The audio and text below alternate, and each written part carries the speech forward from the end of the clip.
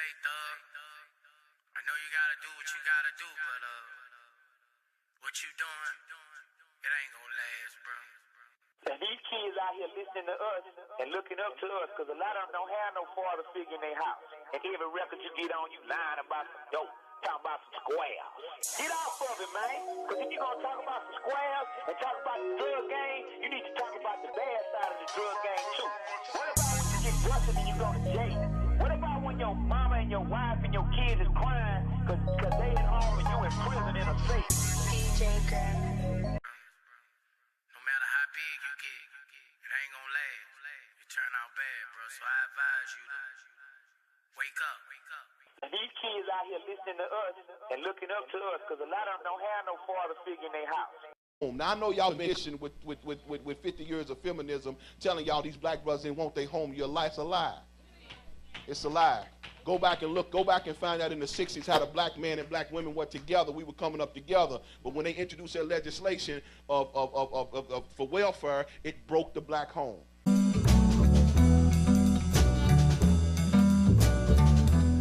What the welfare system and other kinds of governmental programs are doing is paying people to fail. Insofar as they fail, they receive the money. Insofar as they succeed, even to a moderate extent, the money is taken away. This is even extended into the school systems, where they will give money to schools with low scores. Insofar as the school improves its education, the money is taken away, so that you are subsidizing people to fail in their own private lives and become more dependent upon the handout. Not just black home, broke white home, broke anybody that fooled with it, it broke their home. It was a curse for us. And now, all these years later, we're reaping from the curse of not having fathers in the home.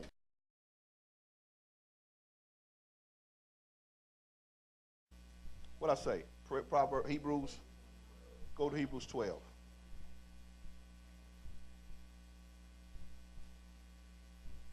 This is hard teaching for us, you know.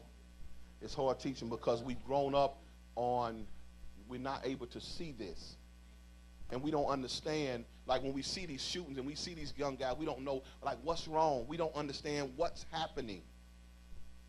But the reason why is because we don't want to admit the truth. We don't want to admit the truth. We failed. That single mama experiment failed.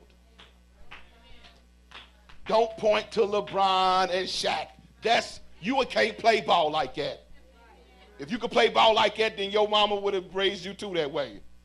And if you really look at their life, who raised those boys? Coaches. Coaches raised them their whole life. It was men raising them. Look at the boys that try to play ball that really don't have no man in his life. He quits the team, gets kicked off the team because he don't have discipline. That's what fathers lay and put in a boy, discipline. Say amen. Say discipline. The ability to stick with something. What you start, you finish it. Fathers train a boy early in life, cutting the grass. I don't care if you're tired, cut it till it's finished. Teaching them young at an early age, learn how to be responsible. Father builds a work ethic in him. Clean up your room till I say it's clean. Clean up the basement. Fathers we don't have to sit there. We don't do that nurturing. We teach. Say amen.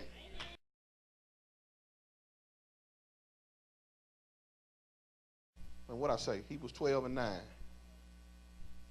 Furthermore, we have had fathers. Listen to this. Furthermore, we have had fathers of our flesh which corrected us, and we gave them reverence. You see that? When a father corrects a child, what does the child do? Give a father reverence. What's reverence? Respect. Look at how this generation don't respect nobody. Why? They never had fathers to discipline them. So without a father to discipline you, they have no respect. Have y'all ever seen these kids cuss out old folk? Let's cuss you out like you ain't nothing. Why? And I guarantee you they've never been disciplined. You are killing your child when you don't discipline them. I know they don't put us in a trick bag with CPS. They don't put you in a trick bag. Your child is smart. They call on you. They don't put you in a trick bag with that. But never shirk your parental duties for fear. You heard what I said? Never shirk your parental duties because you're afraid. If you're that afraid of a child, that child got to go. I ain't gonna, if I'm that scared of you. Are you hearing what I'm saying? But many of us were done that way. Many of us were, the responsibility for driving out foolishness was shirked. Nobody done it. Y'all heard, listen to what, nobody drove the foolishness out of us when we were young. So we grew up and we began to practice foolishness. The practice became a habit. The habit became a lifestyle. And we lived a lifestyle of foolishness. This is the reason why, how does a guy get 10 kids by 5 baby mamas and don't know? He's foolish. Nobody drove that foolishness out of him, that you can't just do things without consequences. Your penis has a consequence. Are you understanding what I'm saying? You got to stop that slave mandingo mentality to shoot seed and roll. You won't do that. Can we talk or not talk? Look at this. It says, furthermore, we have had fathers of our flesh that corrected us, and we gave them reverence. Shall we not much rather be in subjection unto the Father of spirits and live? Talking about how now should we not let God correct us? Say amen. For they verily for a few days chastised, chastened us after their own pleasure. Say that. Say own pleasure. It means your daddy whooped you because he wanted to. It wasn't for your pleasure. Whooped you because he wanted to. Disciplined you because he wanted to. Why are you doing this? Because I want to. Remember that used to be a good enough answer? Because I said so. That was an answer. Now these kids stand up in your face and question, why? What for? Why? Who said? And you stand there debating with kids. Y'all heard what I'm saying? This is the fatherless generation that's been trained to question authority. All authority. They hate authority. Can we keep going? Now, look, verse 11. Now no chastening for the present seemeth joyous, but grievous. No punishment seems good at the time you getting it. That means punk parenting by not wanting your child to feel any discomfort. You are taking away what they need in order to work, in order to kill their pride and unspoil them. Because no punishment seems good for nobody at the time it's given out.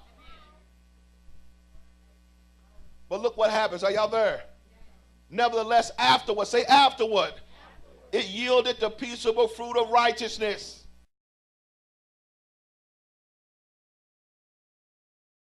It was a curse for us. And now, all these years later, we're reaping from the curse of not having fathers in the home. Women don't discipline. They talk.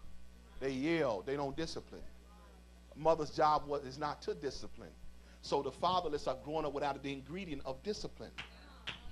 That's why they are unaccountable, not loyal, not faithful, not responsible. These are all the labels they try to put on us. And it all stems from mothers can't discipline us, and fathers not there to discipline us. And some of us get older in life and still recognize areas of our life that are not disciplined. And if you want to know why they blowing each other's brains out, that's why. It's the same reason why you walk over from the corner, you got 17 to 25, 50, 60-year-old men falling down drunk. That's the same spirit that's on them Negroes killing each other. No, they were never disciplined, and they were never disciplined. That's why we messed up. And because we grown up under matriarchs that taught us that our fathers wasn't necessary. So y'all need to tell the truth. Most of us grew up, if not all of us, hearing, and they mom and them told them the whole life, their daddy he didn't mean nothing. He didn't make no difference you with him or not. Your mama lied and said she the mother and the father. What a lie that is. Who taught me how to pee? Come on, talk to me. How could she be? How could she don't know what it is to stand up and pee?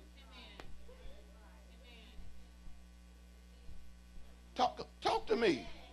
That's a lie. She don't know when little hair start growing and you start seeing things. What does she know? That's a man. Talk to me. And so it's a father's job. She don't know what it is to be out to have to fight bullets and be so scared, but you got to fight them because you know if you don't fight them, you know you don't want to, but you wish you had a daddy standing behind you that would be there. She don't know. Come on, we love our mothers, but that was a lie. Stop that. We needed our fathers. Y'all done. Let me get done. It's too much. Let me get done. Look at this. Look at verse, what did I say? Verse 11. Y'all ready? It says, when I was a child, I spake as a child. I understood as a child. I thought as a child. But when I became a man, y'all see that? But that means there's something has to happen there. I didn't become a man because I got older. Something had to happen for me to become a man. When I became a man, I put away childish things. The job of a father is to tell a man when he needs to put away, tell a boy when he needs to put away childish things and go and become a man. And if a father never done that, we got a lot of men that's still boys. Because he didn't have a father. I keep telling y'all, fathers are vital. They vital, man. They vital. It's a white news reporter that was right when they said he was right. He suggested that the problem, finally somebody said it, the problem was these single-parent homes. Punched him before grabbing his gun. I also spoke with Campbell's wife, and her comments were nothing short of shocking. Oh no, he should have took more with him if that's the case. That's how I feel. That's God forgive me, but that's how I feel. If that's the case, he should have took more with him. If they was gonna stand over my husband and shoot him like a dog, he should have took all of them out, and that's how I feel. Angelique Campbell said repeatedly that her husband didn't go nearly far enough in a shooting rampage that killed rookie cop Melvin Santiago. Standing next to an impromptu street memorial to the father of their 6-year-old daughter, she expressed little sympathy for the murdered officer or his grieving family. Ms. Campbell also had no sense as to what prompted the 27-year-old ex-convict to commit an apparent premeditated attack on unsuspecting cops. Now, it's worth noting that we were besieged, flooded with calls from police officers furious that we would give media coverage to the wife of a cop killer. It's understandable. We decided to air it because it's important to shine a light on this anti-cop mentality that has so contaminated America's inner cities. This same sick, perverse line of thinking is evident from Jersey City to Newark and Patterson to Trenton. It has made the police officer's job impossible, and it has got to stop. The underlying cause for all of this, of course, young black men growing up without fathers. Unfortunately, no one in the news media has the courage to touch that subject. Rick? Now is that former News 12 reporter, Sean Bergen. Sean, thanks for being here. Thank you, Megan. Why did you feel the need to do this? Before we went on the air, we were besieged with phone calls from local law enforcement who got wind that we were going to go out with an interview with the wife of this cop killer. The fury, the vitriol that I heard from these police officers for 4 straight hours was unlike anything I had ever heard before. Now, I did mention to my producers that I thought maybe it was a bad idea that we run this. I'm not sure we need to do it. And I said, I'll do the story once station management says go ahead and do it. And they said, yes, you run that sound. It was exclusive sound. Cops were not happy about it. Not happy about it. And so you were trying to add context? I was trying to add some context and balance, and yes, and look, there's no doubt that I went off the reservation. I made a couple of rogue remarks at the end. I knew what I was doing. The question I have for you is, did you expect the results? Because we've seen, I mean, it's not all that unusual to have even, very well-known anchors go on these Sunday shows and offer their opinions. They do it all the time. I mean, Judy Woodruff does it, and Jake Tapper has done it, and Andrea Mitchell. I mean, all sorts of news anchors and reporters go on the Sunday talk shows and offer analysis and occasionally opinion. You did it here in a way that really was rejected. What do you think the difference is? I'm not sure what the difference is. I knew there would be some consequences. I knew there would be some ramifications. I thought maybe I'd get a reprimand, maybe a temporary suspension. Why was it worth it to you? Because this has got to stop. Somebody has to have the guts to stand up and point at this and say, hey, man, we got to start talking about this. I know it's a touchy subject. I know it's a sensitive issue. Especially for a white man to raise. Well, yeah, there's that too. But, you know, there's shame involved here. No one wants to be known as the man who abandons his children. And so it's understandable that people would want to kind of walk past this and, you know, not really look at it. Mm-hmm. Raising awareness of fatherless homes, right? And according to the latest stats, we have 24 million children in America. That's 1 out of every 3 live in biological father-absent homes. It's over 17 million children who live with their mothers in fathers' homes, at least.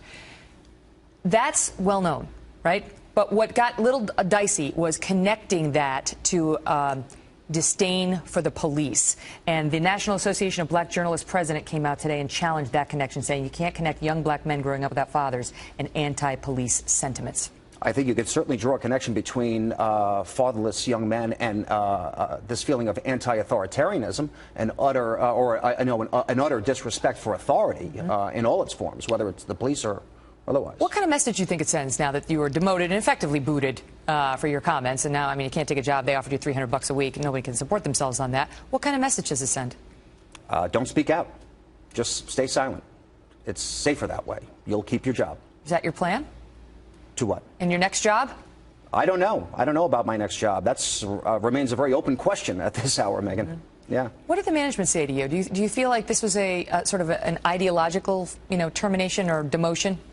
They said that I broke company policy, and that's it. And so for that reason, they said it was a very egregious, infraction. And but do you think that if you had been making a commentary, let's say, on laws that ban gay marriage and how antiquated they are and how people need to get into the 21st century, they would have suspended you or demoted you? That's a good question, and I think that's a question for my news director for him to answer. I don't know what his thought process is. I know that he has made some questionable moves in the past. So I don't know. I can't really get inside his head. Stand by, Sean, because we have David Webb with us too, okay? And he's a Fox News contributor and also co-founder of Tea Party 365 and a Sirius XM Patriot host.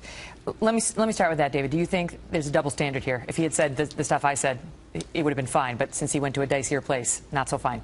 There have been plenty of examples, Megan, where you would hear the opposite and not get a reprimand, or maybe you'd get a light reprimand. Sean's up front. He broke the rules. He went beyond what you're supposed to do as a journalist. I understand that. It didn't warrant a firing or put him in a position where he needed to leave. They had an opportunity to deal with a serious issue. There is an opportunity. That's an interesting word. They had an opportunity. And by the way, I grew up in Jersey City, so I have seen that city where I could ride my bike safely as a young child around neighborhoods that later on became crack neighborhoods as crime and rampant issues occurred. There is a problem with fatherless homes. There is a direct correlation. That is a fact. That is a fact. I have done this for many years, and I've studied the last 50 years of statistics on fatherless homes. There's no reason to even spend any time. It's a fact. The president himself has called attention to it. It is a fact. It's just a question of whether, we need to shine a spotlight on it in the way that Sean did. He touched the third rail. The third rail is this. Apparently, you're not supposed to speak about black issues unless you're black and liberal, because if I speak about them, then I'm called all the names that you and I have covered over the years. He touched something that needed to have a broader discussion. The station could have taken another tack. They could have said, all right, you went a little too far, but here's an opportunity to discuss what's going on in these neighborhoods, what's going on in these families, what's going on in a community, but in other communities as well. But in the black community, which used to have an 80% two-parent rate back in the civil rights era, and now has over 60%. Closer to 69% single parents raising children. They're blended families. It's not all bad. But in an urban area where you've got a bad school district or bad school districts, lack of a father, because it does in many ways take a man to raise a boy. Give him the guidelines. Be that father figure. Why is the Boys and Girls Club so important? Why have they been successful? Strong male figures. What about this issue about tying race to a disdain for the police? It's not limited to race, but unfortunately in the poorer black communities, you do see a disdain for authority, for police. But some would say that's well-founded. With all due respect to the police, some would say that's because there's been decades of animosity between them. Decades of problems, not always animosity, but also spurred on by what you see coming out of the Al Sharptons, the Jesse Jacksons, the president who said if I had a son, he'd be like Trayvon. Those things stoke. Eric Holder, a nation of cowards. Actually, these guys... But listen, let me defend Eric Holder. You know what else he said? That we cannot seem to have an adult conversation about race in this country. Sean is still here. Do you think he was right? If that's the way it would appear right now, that we can't have an adult conversation about this. I mean, just see, I disagree. I mean, you can debate why that is and who's shutting down the conversation. How rare is it for me to say I disagree with you with an explanation? I'm not taking a position. I'm asking. I know. I'm just saying that because we tend to go right along the line on this. We've had an adult conversation in this country. Our culture has evolved since civil rights, and even with women's rights. Our culture has evolved where racists are outside the norm, and most Americans reject any kind of behavior like that. And to get past that to get over that last hurdle, it would be so great if we could hear comments like Sean's and then have a real discussion about them, opportunity rather than shutting people up, which is what a suspension does to a reporter. That's it. Good to see you. Good to see you. Thank you both, guys. They fired that man for saying the truth. Nobody wants to say what the truth was, as if we cannot see it. It's not like we don't know the demographic. It's not like we can't see who's doing this. Who's producing these Negroes? Who's producing this thug stuff? And now I've been looking at the news lately, I'm like, they robbing cats right up the street. I said, so now we're going to have to be strapped now. Because they robbing you up the street now. You ain't got to tell me who it was. Wasn't no white man. Wasn't no cat out of St. Matthews. Talk to me. It's one of these idiots that was raised fatherless that get zooted up on their music and go out and take because they don't have an understanding of work.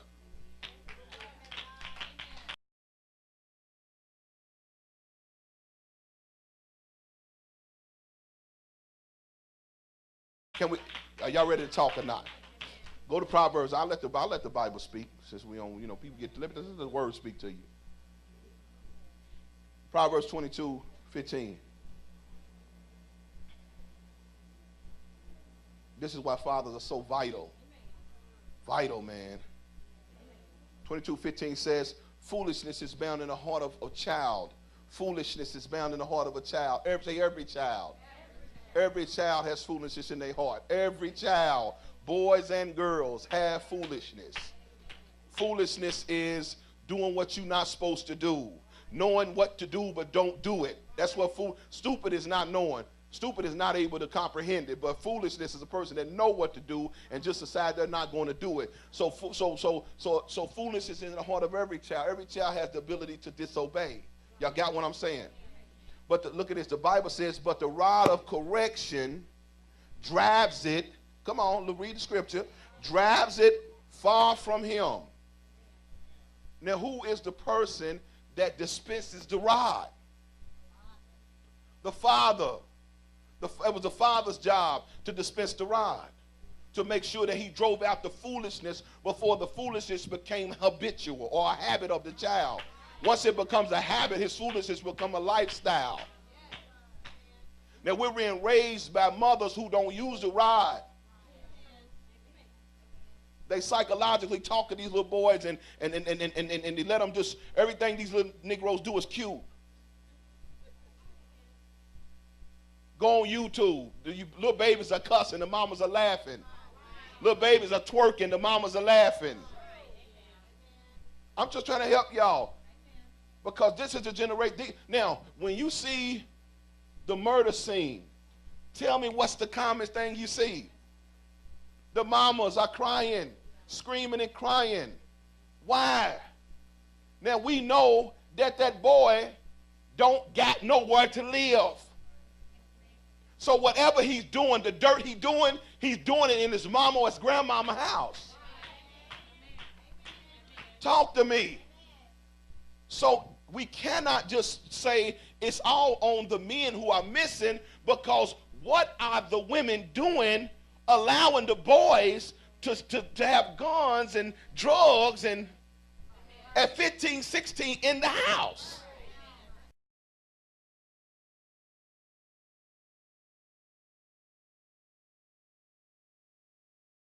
Come on, let's keep reading. Can y'all handle this? Keep reading. Go over here, Hebrews chapter 12. Let's keep reading. The problem is fatherlessness. Everything can be traced back to fatherlessness. Everything. And I told you all, go study some of the other messages that I taught. Matter of fact, I was going to tell y'all this other day, look up the movie, it's on YouTube, the full-length movie called Claudine. Go look up that movie, and it will show you, that movie alone will show you what welfare did to the black family. That's why our families are the way they are. They introduced that to the black family to cause the woman to receive assistance as long as she didn't have a man in the house. So that right there broke the home, took the authority away from the man, where he was no longer head of the home, where he could never hold his head up and be proud as a man. Say amen. That legislation, that is what destroyed the black family. Go look it up.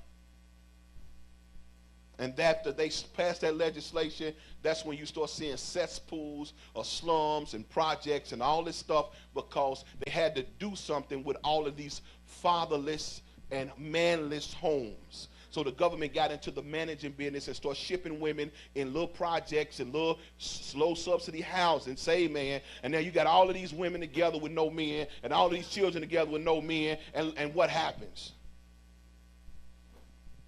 The sons grow up and become terrorists of the little community. The men that come in knowing he ain't got to be committed to you. Say amen.